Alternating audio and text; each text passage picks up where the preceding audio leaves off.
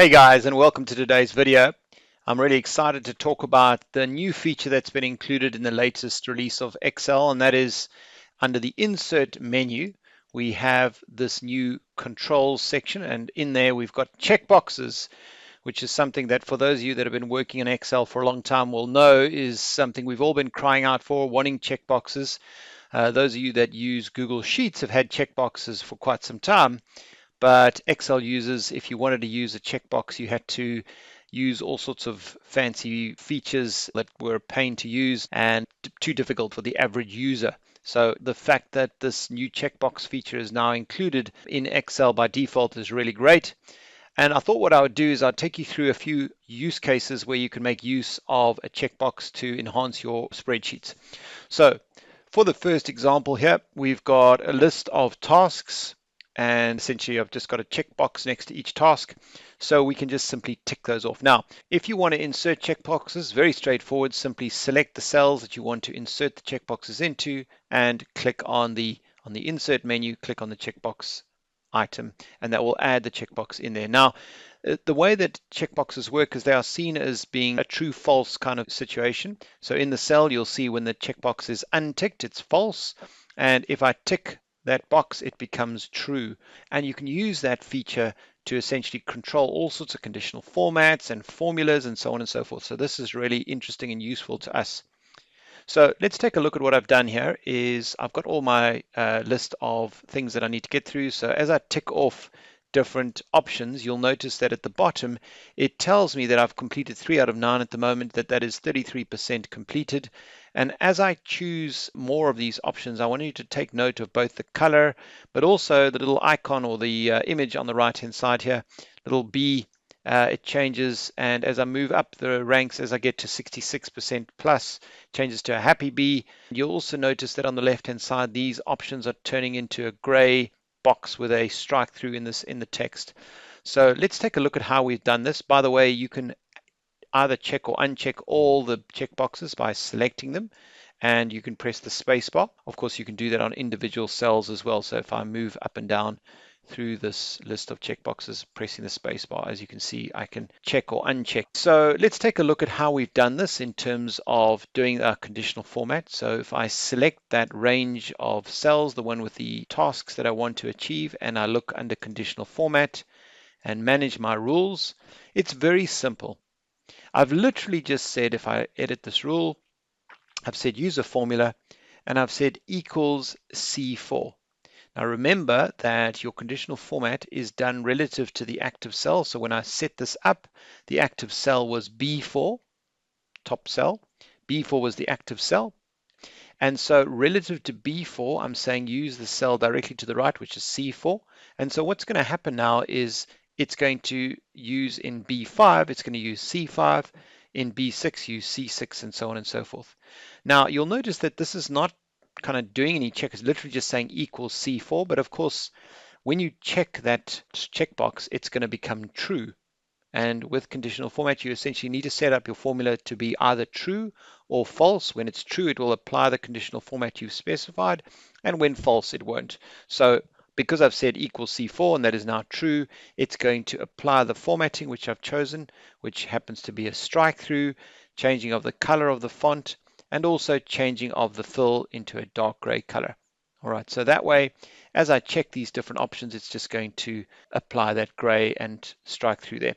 Okay, so let's just take a look at this next part here where it says completed 6 out of 9. So all we've done there is use the countifs function.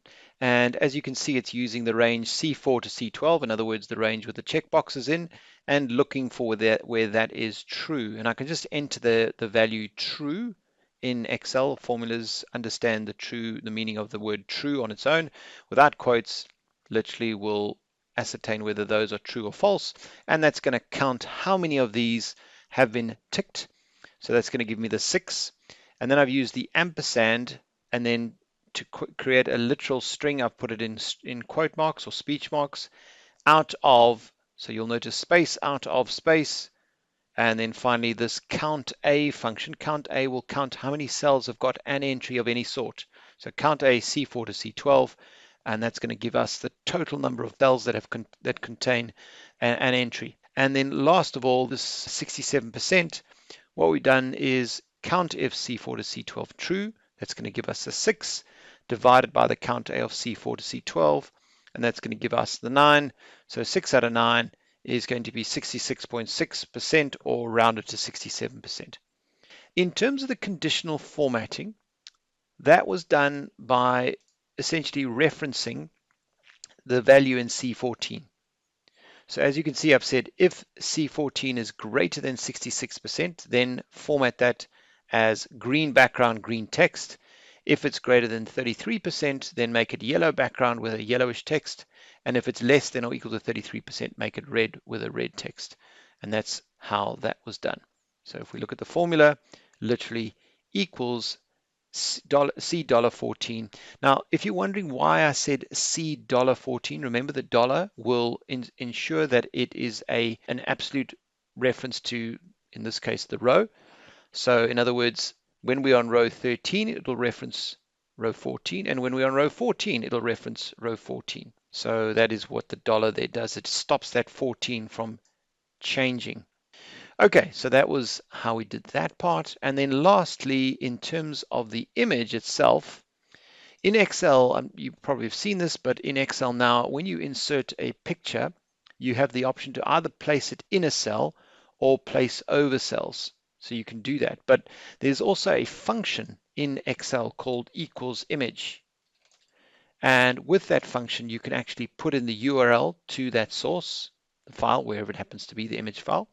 And then as you can see, you've got these optional additional parameters, the alt text, sizing, height, width, etc. And so if we look at the cell here, you'll see that I've used this switch function. So let's expand that. I've said switch, search for when it returns true. So search for when these arguments are true. C14 is less than or equal to 33%. When that's true, then use this image. If C14 is less than or equal to 66%, then use this image.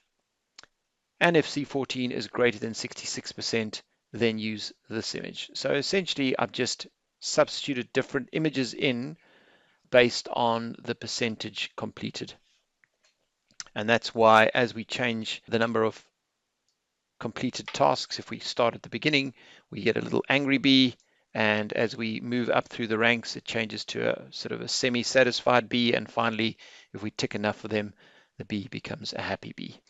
All right, so here's another application for the checkboxes. And what we've got here is a number of different products, the price of each product, the quantity ordered, the total, which would be the price multiplied by quantity. And then I've got this included total. All right, so in the included total, what we can do is we can essentially use that checkbox to determine whether it's going to do the multiplication or to give the result of the price multiplied by quantity. So you'll see here it says if E28, so in other words, if, and referencing that checkbox cell, and you'll notice that's all I need to do. Just say if E28, because of course it's either true or false, and the if function requires a true or false argument, so that's perfect. So if E28, then take C28 times D28, and if E28 is not true, then it's going to just return 0. All right, so that's how this works. So as you can see, as I tick that box, so it gives us a result in this cell here. Just by the way, another way we could have done that is remember that from an Excel perspective, true equals 1 and false equals 0. So I could have said equals that times that times that, right? What might seem a bit strange, but because true equals 1, C28 times D28 times 1 is obviously going to be 23 times 5. If this wasn't checked, then it would be 23 times 5 times 0, which would of course be 0. So if we drag that down, as you can see, I get the same result. All right, for this section down below at the totals row, what we've got here is I want to be able to total up the price, the quantity for all items that have been ticked in the include box. So what I can do here is I can make use of a function called sum product. And sum product is great in that it allows me to take the product of two adjacent cells. In this case, it would be my price cell, and the include cell. So I can multiply 23 multiplied by either true or false, depending on whether this checkbox has got a tick in it or not. And you'll notice here that I've also included this little additional multiplied by 1. Sometimes in Excel, it's useful to multiply a true or false by 1 because that will convert it into its numeric equivalent. So true will then of course be 1 and false will become 0. And so by just inserting that multiplied by 1, we get those values. Now the sum product is going to essentially say, okay, take 23 multiplied by either 1 or 0, depending on whether that's true or false. 31 times 1 or 0, 13 times 1 or 0, etc., etc. And essentially it's going to do that for each and every single row and then sum up the total. And so as you can see now, if I go along and tick this first row, 23, we can see that the total being displayed is 23. If I then add in 13, it's 23 plus 13. And if I add in 145, it would be 23 plus 13 plus 145 gives me 181. And the same logic has been applied to the next cell. Of course, this time around, instead of the price column, I'm taking my quantity multiplied by the include column. Right, of course, in our total, we also just got a good old sum for both the total and included total rows. All right, so for this last example, what I've got is a table there with a list of column letters and row numbers, again with checkboxes next to each. And what I can now do is I can select a particular column letter and row number, and I then get that particular column and row highlighted. And as you can see, as I click these different checkboxes, so the corresponding cells are being selected. The way I did that was a little bit more complicated for this particular one. What I use to achieve this is conditional formatting. The conditional format that I did was to select the cells in question. So in other words, columns G through N, rows 45 through 52. I then went to conditional formatting. And as you can see here, I've got a conditional format. Let's take a look at that rule. In order to do that, I'm going to copy this formula. I'm going to copy that, and let's go back to Excel itself and paste this into a cell. So break this down into sections. So first of all, let's not worry about this whole lot. Let's just take care of the mid function.